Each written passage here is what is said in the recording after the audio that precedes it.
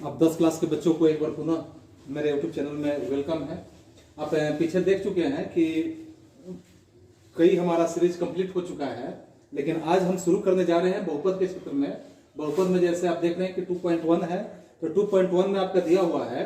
आप पहले प्रश्न पर विचार करेंगे। यदि आपके पास पुस्तक है तो पुस्तक को खोल लें और खोल के साथ में देखते रहें कि जैसे दिया हुआ है क्वेश्चन नंबर 1 में कि किसी बहुपद px के लिए y = अगर px का ग्राफ, यहाँ आकृति आपके बुक में दिया हुआ है कि आकृति जो है 2.10 में यह आकृति दिया हुआ है, जिसमें प्रत्येक स्थिति में px के शून्यकों की संख्या ज्ञात करना है।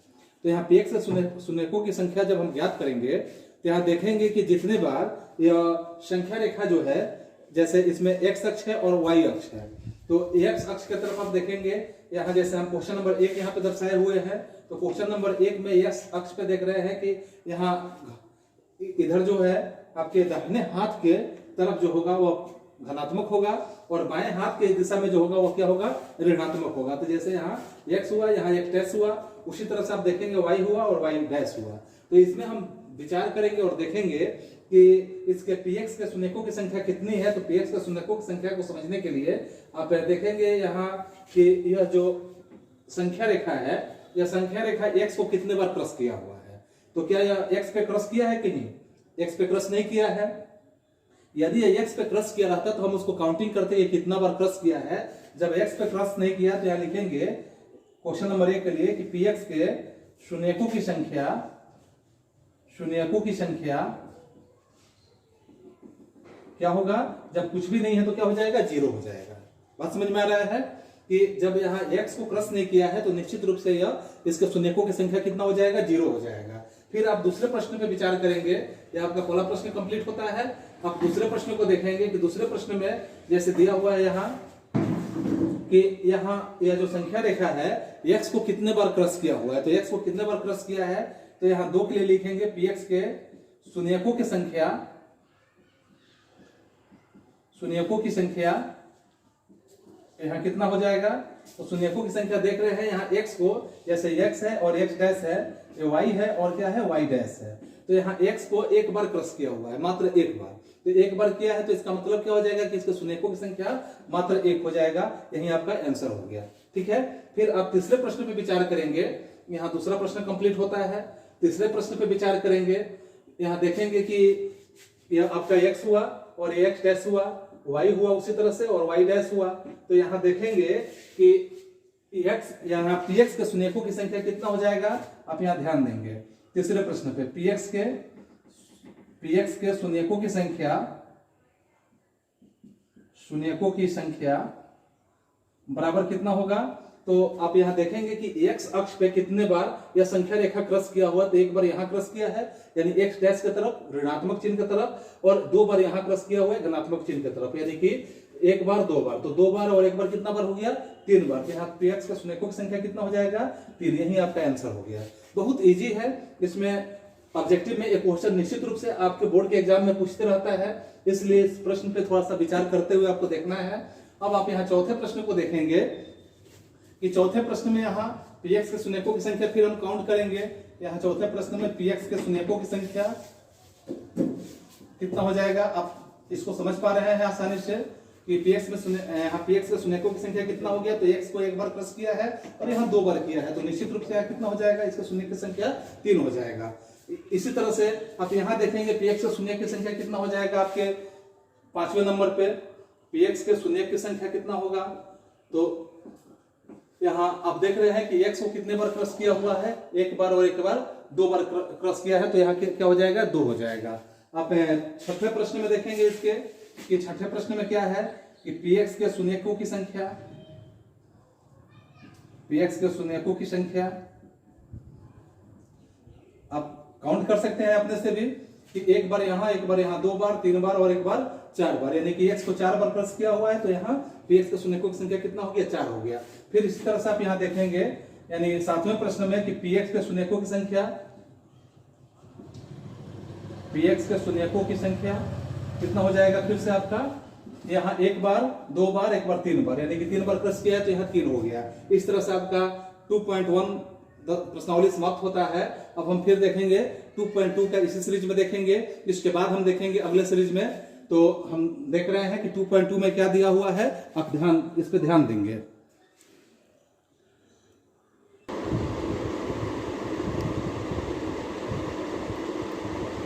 हाँ, तो फिर हम यहाँ पे देखेंगे कि जैसे हमारा एक्सरसाइज 2.2 है, तो 2.2 में जैसे आप देख रहे हैं कि निम्नलिखित द्विघात बहुपद के शून्य ज्ञात कीजिए। यहाँ जो द्विघात बहुपद दिया है इसका शून्य ज्ञात करना है और शून्य तथा गुणांकों के बीच संबंध की सत्यता की जांच कीजिए। तो इसके शून्यक है, इसके गुणांक के बीच की सत्यता जो है, इस सत्यता की जांच करनी है। तो हम सबसे पहले यहाँ हल करते हैं। आप इत्मीनान से इसको समझेंगे तो बहुत इजी वे में आप समझ लेंगे, क्योंकि इसमें से भी आपका परीक्षा में पूछने का ज्यादा चांस बना रहता है। तो यहाँ देखेंगे कि एक नंबर में दिया है कि x स्क्वायर माइनस 2x का माइनस 8 है, x square minus 2x minus 8। तो यहाँ पे जब भी हम ध्यान देंगे तो यहाँ ध्यान देने वाली बातें हैं कि इसको कैसे हम इसके शून्य को ज्ञात करेंगे। और शून्य को ज्ञात करने के लिए यहाँ पे हम इसका सबसे पहले फैक्टर तोड़ेंगे। फैक्टर तोड़ना समझते हैं। जैसे आप देख रहे हैं कि इसके बराबर में 0 नहीं है, हम 0 ले लेते हैं, बराबर में 0 मान लेते हैं। या जब भी हम फैक्टर तोड़ते हैं तो फैक्टर तोड़ने में हम क्या करेंगे कि फैक्टर तोड़ने के लिए जो आपका x का गुणक होता है, यानी कि a जिसको हम कहते हैं, x का गुणक a है, तो a गुणे यहाँ जो c होता है, c का हम गुणा करते हैं, यानी a गुणे c। तो a गुणे c बराबर कितना है, x का गुणक कितना 1 है और c का गुणक कितना 8 है। तो 8 एकम क्या हो गया 8। 8 को हम इस तरह से तोड़ते हैं, यानी इसका हम सेमी जो आप यहाँ पे देखेंगे कि 8 को हम इस तरह से गुणनखंड करेंगे, अभाज्य गुणनखंड करेंगे, यानी सेमी फैक्टराइजेशन करेंगे। तो सेमी फैक्टराइजेशन में हम इस तरह से करेंगे कि उसको या तो जोड़ा जाए या नहीं तो घटाया जाए। उसका गुणनखंड इस तरह से हम करेंगे कि उस गुणनखंड को या तो जोड़ा जाए और नहीं तो गुणनखंड को घटाया जाए, तो बीच वाला हमारा संख्या जो है वो भी पूरा हो जाए। जैसे हम इसको करते हैं कि 4 दूना 8, 4 दूना 8, यानी कि 4 में 2 से गुणा करते हैं तो 8 हो गया। इसका हम फैक्टराइजेशन कर लिए, लेकिन फैक्टराइजेशन के साथ हम देखेंगे कि 4 में से 2 को घटाते हैं तो हमें बीच वाला संख्या को पूरा करना, ताकि इसका जब हम गुणनखंड निकालेंगे तो हमें इसी बात पे ध्यान रखना जरूरी होता है। तो निश्चित रूप से आप गुणनखंड को आसानी से बना पाएंगे। तो यहाँ देखेंगे कि x स्क्वायर माइनस 4x है, तो 4x कर लेते हैं और हमें लाना है माइनस 2x। तो माइनस 2x लाने के लिए तो ये प्लस में होना चाहिए, प्लस में होगा तब जाके प्लस और माइनस माइनस होगा, चिन्ह माइनस का होगा, यानी कि इसका गुणा कितना है 2 है। 2x माइनस 8 है तो 8 का इक्वल टू 0 है, तो 0। अब इसके बाद आपको क्या करने हैं, या 2 को कॉमन लेके चलेंगे एक साथ, यानी 2 को जब एक साथ कॉमन लेके चलेंगे तो यहाँ पे देखेंगे कि इसमें और इसमें दोनों में क्या है, तो x कॉमन है, तो x कॉमन है तो x को कॉमन ले लेते हैं। तो इसमें का एगो x बच गया, माइनस इसमें का x ले लिए हैं तो 4 बच गया। ठीक है। इसके बाद आप देखेंगे कि प्लस है, तो प्लस यहाँ सिंबल है तो प्लस लेंगे और देखेंगे दोनों में क्या कॉमन है। तो दोनों में 2x माइनस 8 में क्या कॉमन है, 2 कॉमन हो रहा है। 2 जब कॉमन हो रहा है तो 2 ले लिए तो यहाँ का x बच गया, प्लस माइनस माइनस हो गया, अब 2 चौका कितना हो गया 8 हो गया। यानी कि आप जब भी इसका गुणनखंड ज्ञात करेंगे तो एक बात आपको ध्यान रखने की जरूरत होता है कि ये दोनों जो कॉमन आया या दोनों बराबर होना चाहिए, बराबर नहीं हो रहा है तो आपका गुणनखंड गलत हो रहा है कहीं ना कहीं। तो इस तरह से इसका कॉमन कितना है x है और इसका कॉमन कितना है प्लस 2 है।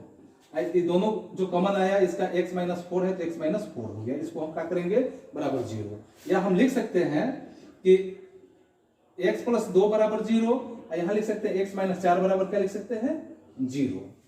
x प्लस 2 बराबर 0 और x माइनस 4 बराबर 0, या ऐसे लिख सकते हैं कि x बराबर 2 प्लस में है, बराबर की तरफ भेजेंगे तो माइनस में जाएगा, यहाँ x बराबर क्या हो जाएगा, ये माइनस में जाएगा तो प्लस में हो जाएगा। तो यहाँ पे आपको एक बात ये ध्यान रखने वाली है कि यहाँ ये जो होगा एक आपका जो बन रहा है,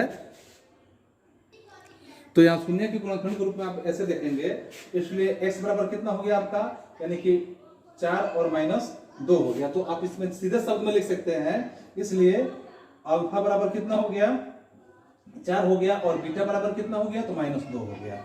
अल्फा बराबर 4 और बीटा बराबर कितना हो गया माइनस 2 हो गया। अब इसमें आप यहाँ लिखेंगे, फिर आपको करना क्या है कि और शून्यकों तथा शून्यकों तथा गुणांकों के बीच संबंध की सत्यता की जांच करना है कि ये संबंध जो है यह सत्य है कि नहीं है। तो इसकी सत्यता को जांच करने के लिए आपको ये करना होगा कि यहाँ पे आप देख रहे हैं कि ए का मान क्या है और बी का मान क्या है। यहाँ अल्फा बराबर आप देख लिए थे कि अल्फा बराबर 4 आया था और बीटा बराबर कितना आया था, -2 आया था। तो चूंकि यहाँ पे हम लिखेंगे ए इक्वल टू कितना है, तो एक्स का गुणा कितना है, 1 है, बी इक्वल टू कितना है तो -2 है, और सी इक्वल टू क्या है तो -8 है। देख रहे हैं यहाँ। इसलिए शून्यकों का यानी कि शून्यकों का जो गुणांक है यानी गुणांकों के शून्यकों के बीच संबंध, गुणांकों का शून्यकों के बीच संबंध की सत्यता, अगर हम देखना चाहते हैं तो संबंध की सत्यता की जांच हम किस प्रकार करेंगे। संबंध की सत्यता की जांच अगर हम कर रहे हैं तो सत्यता की जांच कैसे करेंगे, यानी कि आप जानते हैं alpha plus beta equal to क्या होता है, -b बटा a होता है। अल्फा प्लस बीटा बराबर -b बटा a होता है। या हम ऐसे लिख सकते हैं अल्फा का मान कितना हो गया, 4 हो गया, और प्लस बीटा का मान कितना है तो -2 है, इक्वल टू हम -b बटा a, -b का मान कितना है -2, और a का मान कितना है, a का मान 1 है। या ऐसे भी करेंगे आप कि 4 प्लस माइनस माइनस हो गया 2 इक्वल टू 1 से -2 में भाग देंगे तो -2, या यहाँ आपका -2 और यहाँ -2 है, तो माइनस माइनस क्या हो जाएगा, यहाँ माइनस माइनस +2 हो गया, यानी प्लस को लिखा नहीं जाएगा। तो इस तरह से आपका क्या हो जाएगा कि 4 में से 2 गया तो 2 हो गया, 2 बराबर 2। यहाँ सत्यता की जांच हुई, अल्फा प्लस बीटा बराबर आपने देख लिया कि यहाँ 2 और 2 हुआ, एलएचएस माने 2 हुआ और आरएचएस का मतलब क्या हुआ 2 हुआ। अगर आप यहाँ फिर देखते हैं कि अल्फा इंटू बीटा, तो अल्फा इंटू बीटा का मान क्या होता है कि सी बटा ए होता है। तो सी बटा ए के रूप में आप इसको चेक करते हैं तो अल्फा का मान देखिए कितना है 4 है, और बीटा का मान कितना है -2 है, बराबर सी का मान कितना है -8 है, और ए का मान कितना है तो 1 है। या 4 में -2 से गुणा करेंगे तो -8, और यहाँ 1 से -8 में भाग देंगे तो -8। इन दोनों स्थिति में क्या हो रहा है कि इसकी सत्यता की जांच हो रहा है कि एलएचएस बराबर आरएचएस हो रहा है। इसलिए क्या है, इसके शून्यकों की सत्यता, इसलिए इसका संबंध जो है इसके शून्यकों की सत्यता सही है और इसका संबंध ठीक है। तो इस तरह से आपने पहला प्रश्न देखा। आप पुनः दूसरा प्रश्न देखेंगे तो दूसरा प्रश्न में जैसे आप देखेंगे कि देखिए दूसरे प्रश्न में जैसे दिया है आपका कि दूसरा में है कि 4s² -4s + 1 = 0। तो यहाँ पे आप देखेंगे कि a इंटू सी मैंने बताया था कि इसका हम गुणा करेंगे, यानी कि 4 और 1 में गुणा करेंगे तो 4 एकम क्या हो गया, 4 ही हो गया। 4 का सभी फैक्टराइजेशन हम इस प्रकार से करेंगे कि बीच वाला जोड़ा जाए या उसको घटाया जाए उसके गुणनखंड को, तो बीच वाला संख्या हमारा पूरा हो जाए। जैसे इसको हम करेंगे कि 2 दूना 4, तो 2 और 2 मिलाकर क्या होते हैं, बीच वाला हमें 4 भी पूरा करना है। इस बात का ध्यान रखना जरूरी है, तब जाके हमारा फैक्टर सही हो पाएगा।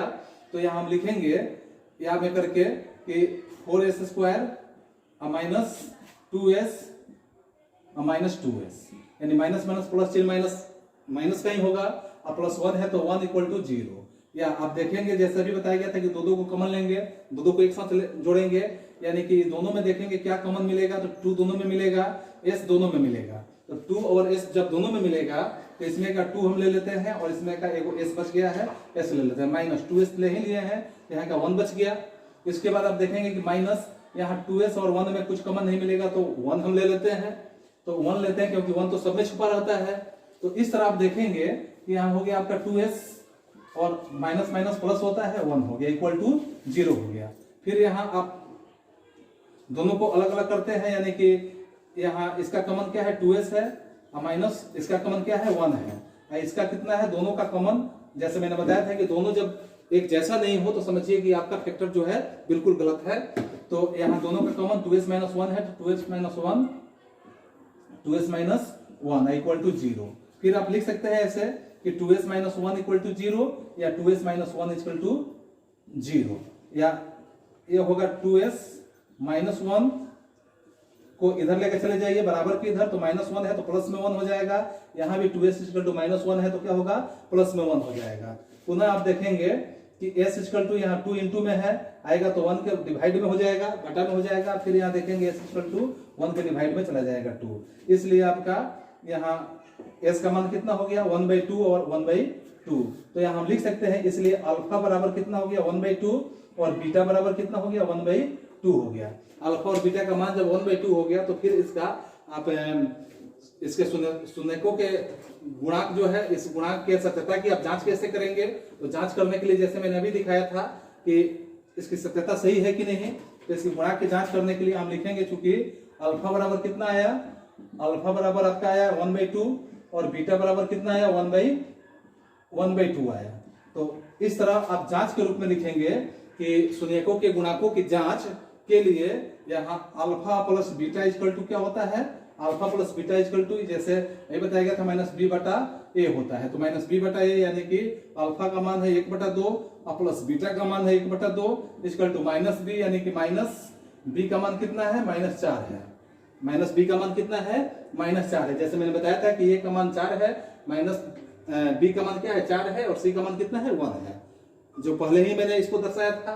तो यहाँ -b बटा a यानी कि 4 बटा -4/4 या यहाँ क्या है 2 2 का लघुत्तम लेंगे 2 होगा, 2 एकम 2 1 एकम 1 प्लस 2 एकम 2 1 एकम 1 बराबर यहाँ माइनस से माइनस क्या हो गया +4 और उसके बाद यहाँ क्या हो गया 4 से 4 कट गया एक बार में, या 1 1 2/2 बराबर 1 यानी कि 2 2 भी कट गया, या आप लिख सकते हैं कि 1 बराबर क्या हो गया 1 हो गया। यहाँ शून्य का जो है शून्य की सत्यता को देख लिए कि LHS बराबर RHS हुआ। फिर आप यहाँ पे चलते हैं कि अल्फा इंटू बीटा बराबर देखते हैं तो c बटा a होता है, यानी कि अल्फा का मान हो गया 1/2 और बीटा का मान हो गया 1/2। फिर यहाँ देखेंगे c का मान कितना है, तो c का मान 1 है, c का मान कितना है 1 है, और यहाँ a का मान कितना है तो 4 है। या आप ऐसे लिख सकते हैं कि 1 एकम 1 और 2 दूना कितना हो गया 4 बराबर 1/4। देखिए यहाँ पे दोनों क्या हुआ कि LHS बराबर RHS हो गया। तो अल्फा इंटू बीटा बराबर 1/4 बराबर 1/4, अल्फा प्लस बीटा बराबर 1 बराबर 1 हो गया। तो इस तरह से आपने इसके शून्य के गुणांकों की सत्यता की भी जांच कर लिया। फिर आप यहाँ पे देखेंगे तीसरे प्रश्न में क्या है आपका कि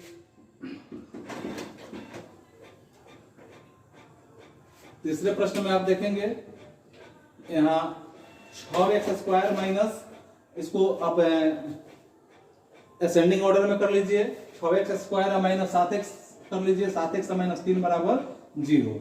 या यहाँ a और c का गुणा करके देखिए कि 6 गुणे 3 बराबर कितना होता है 6 3 18 हो गया। 18 का गुणा कैसे करिए, सेम फैक्टराइजेशन इस प्रकार से निकालिए कि बीच वाले संख्या को हमें पूरा कर लेने में आसानी हो। तो इसको हम लिख सकते हैं कि 9 गुणे 2 9 दूनी कितना हो गया 18 हो गया। तो 9 दूनी 18 होने का मतलब कि 9 में से 2 गया, आप 7 पूरा भी कर लेते हैं। तो यहाँ देखेंगे कि 6x² माइनस 9x प्लस लिखेंगे 2x, यानी कि 2x में से 9x गया तो -7x हो गया, -3 है तो 3 इक्वल टू 0। अब आप दोनों में यहाँ और इसमें दोनों को कॉमन करके देखिए, इस दोनों में क्या कॉमन मिल रहा है, तो इसमें भी 3 है इसमें भी 3 है, दोनों में x है तो दोनों में 3 और x कॉमन है, तो 3 दूना कितना बच गया 6 और यहाँ x बच गया -3 3 9, x तो कॉमन ले लिए हैं तो x निकल गया। फिर यहाँ देखेंगे दोनों में कुछ नहीं मिल रहा है तो हम 1 मान लेते हैं और 2x - 3 इक्वल टू 0। देखिए यह और यह दोनों फिर बराबर हो गया, क्योंकि यह बराबर होना आपके लिए जरूरी है। या आप ऐसे भी लिख सकते हैं कि इसका कॉमन 3x प्लस इसका कॉमन क्या है 1 है। यहाँ देखेंगे कि 2x दोनों का कॉमन कितना 2x - 3 है बराबर 0 है तो 0, या 3x + 1 बराबर 0, या यहाँ लिखेंगे 2x - 3 बराबर 0, या लिखेंगे कि 3x बराबर प्लस में 1 है जाएगा तो बराबर की तरफ माइनस में हो जाएगा।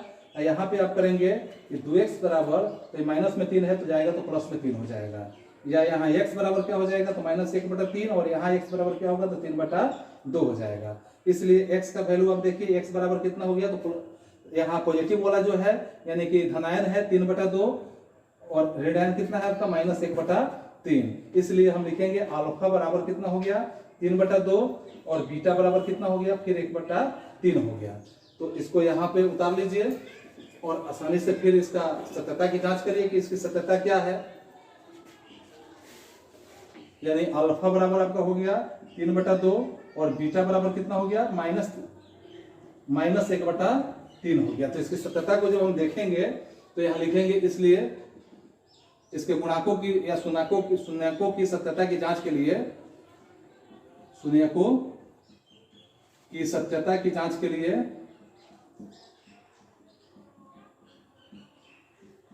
के लिए हम क्या करेंगे, यानी अल्फा प्लस बीटा बराबर -b/a, यानी अल्फा प्लस बीटा, अल्फा का मान कितना है आपका, तो अल्फा का मान है आपका 3/2 प्लस बीटा का मान कितना है -1/3 बराबर -b।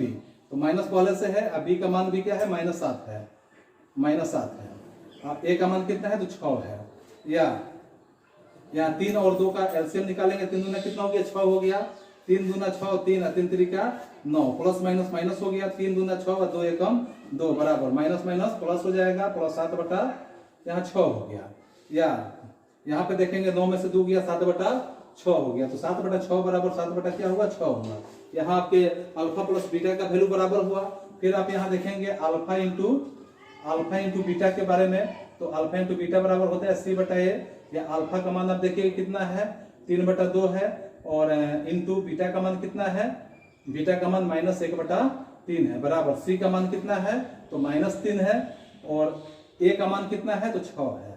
या आप इसको गुणा कर लीजिए कि -1 में 3 से, तो -3/3 होना कितना हो गया, 6 बराबर -3 क्या हुआ, 6। तो इसकी सत्यता की जांच भी हो गया।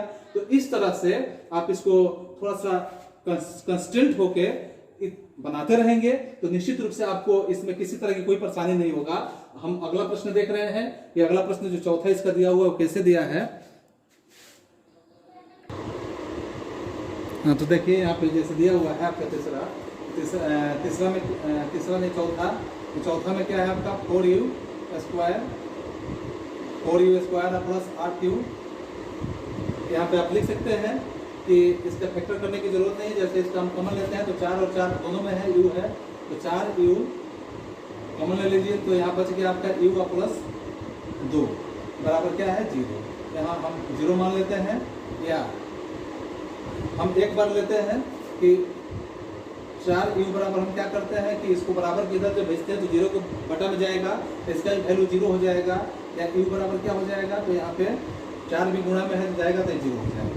एक दूसरे खंड में हम चलते हैं फिर कि जब कॉमन लिए हैं कि 4u इंटू u प्लस 2 बराबर क्या है, 0 है, तो हम ऐसे चलते हैं कि u प्लस 2 बराबर इस गुणनखंड को क्या करते हैं, बराबर की इधर भेजते हैं तो 0 हो गया, या यहाँ u बराबर क्या हो गया, तो 2 प्लस में है जाएगा इधर तो माइनस में हो जाएगा, इसलिए यहाँ u का 2 मान हो गया, u बराबर एक 0 हो गया, u बराबर क्या हो गया, एक -2 हो गया। देख रहे हैं यहाँ इस तरह से लिखेंगे, इसलिए u बराबर 0 और u बराबर क्या हो गया, u बराबर एक -2 हो गया। तो इसको हम मानेंगे कि अल्फा बराबर 0 और बीटा बराबर -2 हो गया। अब सत्यता की जांच करने के लिए इसके जो शून्य के गुणांक है, गुणांक की सत्यता की जांच करने के लिए हम कैसे सत्यता की जांच करेंगे, जैसे आपको बार बार यहाँ बताया गया कि इसकी सत्यता की जांच अगर हम करते हैं तो सत्यता की जांच करने के लिए जैसे अल्फा का मान 0 और बीटा का मान -2 होगा, अल्फा बराबर 0 और बीटा बराबर -2, तो इसलिए आप यहाँ लिखेंगे चूंकि a बराबर कितना है, तो u स्क्वायर का गुणा कितना है, 4 है, b बराबर कितना है, तो 8 है, और c बराबर कुछ नहीं है तो क्या है, 0 है।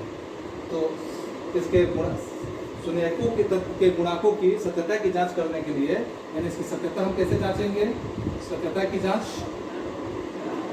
तो इसके लिए क्या करेंगे, अल्फा प्लस बीटा बराबर क्या होता है कि b माइनस b/a होता है, या अल्फा प्लस बीटा, अल्फा का मान कितना है, तो 0 प्लस बीटा का मान है -2 बराबर -b का मान कितना है, तो -b, यानी -b का मान है 8 और a का मान कितना है, तो 4 है। या हम देखेंगे कि 0 में -2 यानी कि -2 ही रह जाएगा, 4 दूना 8, ये भी -2 हो जाएगा। देखिए यहाँ सत्यता की जांच आप देख रहे हैं। फिर आप यहाँ देखेंगे इसी तरह से कि अगर अल्फा इंटू बीटा लेके चलते हैं तो अल्फा इंटू बीटा बराबर होता है c/a, तो c/a नहीं, अल्फा का मान कितना है कि 0 है इंटू -2, और c का मान कितना है कि 0/a का मान है 4, यानी कि आप इसको लिखेंगे 0 से जब मल्टीप्लाई करेंगे तो 0 ही हो जाएगा, 4 भाग देंगे जीरो में तो ये भी जीरो ही हो जाएगा। तो इसकी सत्यता की जांच भी आप देख लिए कि यहाँ LHS और RHS दोनों बराबर हो रहा है। फिर आप देखेंगे यहाँ पांचवें में भी वही बात है कि पांचवें में किस तरह का है। तो फिर देखिए यहाँ जैसे आपको पांचवा हम दिखा रहे हैं, पांचवा में क्या है कि 3x square minus x plus minus 4, ये आपका छठा है, नहीं पांचवा भी हम लोगों को सॉल्व करना है। पांचवा में क्या है कि टी स्क्वायर माइनस 15 है, तो टी स्क्वायर माइनस 15 यहाँ पे आप ऐसे कर सकते हैं बराबर जीरो, या टी स्क्वायर इक्वल टू क्या हो जाएगा, तो माइनस 15 है, बराबर के इधर भेजेंगे तो प्लस में हो जाएगा, या टी बराबर क्या हो जाएगा, तो जब इसका स्क्वायर हटाएंगे तो अंडर रूट में चला जाएगा। अंडर रूट में जो भी होता है या तो प्लस में होता है नहीं तो माइनस में होता है, रूट अंडर 15। इसलिए हम लिखेंगे, इसलिए अल्फा बराबर आपका क्या हो गया, अल्फा बराबर आपका एक प्लस वाला हो गया यानी कि रूट अंडर 15, और बीटा बराबर क्या हो गया, तो माइनस वाला हो गया, माइनस रूट अंडर 15 हो गया। अब इसके गुणांकों की सत्यता की जांच हमें करना है, तो गुणांकों की सत्यता की जांच करने के लिए फिर वही चीज कि अल्फा प्लस बीटा बराबर क्या होता है, माइनस बी बटा ए, और माइनस बी बटा ए पे चलेंगे तो यहाँ देखेंगे अल्फा का मान कितना है, रूट अंडर 15 है, प्लस बीटा का मान क्या है कि माइनस रूट अंडर 15 है, इसका टू माइनस बी का मान क्या है। तो इसमें अगर हम देखते हैं कि ए बराबर क्या है, तो ए बराबर इसका गुणक 1 है, बी का मान नहीं दिया है, असेंडिंग ऑर्डर में जब चलेंगे यानी यहाँ टी का कोई वैल्यू नहीं है तो इसका जीरो ले लेते हैं, और सी का मान क्या है कि माइनस 15 है, सी का मान माइनस 15 है। तो यहाँ पे माइनस बी यानी माइनस बी का मान क्या है कि जीरो, और ए का मान कितना है, तो ए का मान 1 है, या यहाँ प्लस रूट 15 माइनस रूट 15 बराबर क्या हो गया, जीरो हो गया, जीरो बटा 1 यानी जीरो हो गया। फिर यहाँ चलते हैं अल्फा इंटू बीटा के रूप में, अल्फा इंटू बीटा बराबर सी बटा ए, या अल्फा का मान कितना है तो रूट अंडर 15 इंटू बीटा का मान क्या है, माइनस रूट अंडर 15 बराबर सी का मान कितना है, माइनस 15 बटा ए का मान क्या है कि 1 है, या माइनस रूट 15 से प्लस रूट 15 यानी जब इसका मल्टीप्लाई करेंगे तो माइनस में रूट 15 हो जाएगा बराबर माइनस 15 ये हो जाएगा। यह आपका देखिए यहाँ LHS और RHS दोनों बराबर हो गया। तो इसकी सत्यता की जांच भी आप देख लिए। फिर आप इसी तरह अगर छठे का देख रहे हैं, इसका छठा प्रश्न जो है, तो छठे प्रश्न में आप देखिए कि 3x square minus x minus 4 equal to 0। जैसे मैंने बताया कि ए और सी का गुणक करिएगा यानी कि 3 गुणे 4 यानी कि 4 तिहाई कितना हो गया 12, 12 को आप तोड़ेंगे तो 4 तिहाई 12 यानी हमें बीच में एक ही लाना है, तो 4 में से 3 गया, एक ही हो गया। तो इस तरह से आप यहाँ लिखेंगे या 3x square minus 4x plus 3x minus 4 equal to 0, या दोनों में क्या कॉमन मिल रहा है यहाँ में, तो यहाँ देखेंगे इसमें x कॉमन मिल रहा है तो इसका 3 बच गया, माइनस यहाँ का 4 बच गया। फिर आप देखेंगे कि यहाँ दोनों में कुछ कॉमन नहीं मिल रहा है तो प्लस 1 हम ले लेते हैं, यानी 3x नहीं है, यहाँ का x बच गया 3x, यानी कि 3x माइनस यहाँ क्या हो गया आपका 4 बच गया बराबर 0। जैसे मैंने बताया था कि यह और यह दोनों कॉमन होना चाहिए। यहाँ हम देखेंगे कि इसका कॉमन कितना है, x है, इसका कॉमन x प्लस इसका कॉमन 1 है। यहाँ क्या है, दोनों कॉमन मिला है 3x माइनस 4 है तो इतना बराबर 0, या x प्लस 1 बराबर 0, यहाँ 3x माइनस 4 इक्वल टू 0, या x बराबर क्या हो गया तो प्लस में है, बराबर के इधर भेजते हैं तो माइनस में 1 हो जाएगा, यहाँ 3x बराबर क्या हो जाएगा तो माइनस में है तो प्लस में 4 हो जाएगा, या यहाँ x बराबर क्या होगा कि 4/3 हो गया। इसलिए x बराबर 1 क्या हुआ कि 4/3 हो गया, 1 हो गया माइनस 1 हो गया। इसलिए हम लिखेंगे अल्फा बराबर यानी धनात्मक क्या है 4/3, और बीटा बराबर कितना है तो बीटा बराबर आपका माइनस 1 हो गया। तो अब सत्यता की जांच करेंगे, इसके गुणा की सत्यता की जांच करने के लिए आप क्या करेंगे कि फिर वही चीज कि alpha plus beta into alpha minus beta का यहाँ प्रयोग करेंगे। अल्फा प्लस बीटा बराबर माइनस बी बटा ए, या अल्फा प्लस बीटा यानी अल्फा का मान कितना है 4/3 प्लस बीटा का मान क्या है ए माइनस ए बराबर माइनस यहाँ बी का मान क्या है तो माइनस, और बी का मान क्या है आपका माइनस 1 है, बटा यहाँ ए का मान क्या है कि 3 है, या यहाँ बटा में कुछ नहीं तो 1 है, 1 और 3 का एलसीएम करिएगा 3, 3 एकम 3, 4 एकम 4 प्लस माइनस माइनस 3 एकम 3, 3 एकम 3 बराबर माइनस, यहाँ माइनस माइनस क्या हो जाएगा प्लस हो जाएगा 1/3 हो जाएगा, या यहाँ 4 में से 3 गया तो 1/3 और यहाँ क्या हो गया 1/3, यानी कि अल्फा प्लस बीटा का वैल्यू आप देख रहे हैं कि LHS और RHS बराबर हो गया। फिर यही चीज देखेंगे अल्फा इंटू बीटा बराबर, इसकी सत्यता की जांच में कि C/A, तो अल्फा का मान कितना है 4/3 इंटू बीटा का मान -1 बराबर C का मान कितना है तो -4 है और A का मान कितना है 3 है। या आप इसको गुणा करेंगे 4 में -1 से तो -4/3 या -4/3। इस तरह से आप देख रहे हैं कि आपका ये कंप्लीट है। तो आगे फिर हम लोग अगले सीरीज में मिलेंगे। आज के लिए बस इतना ही। That's all, thank you.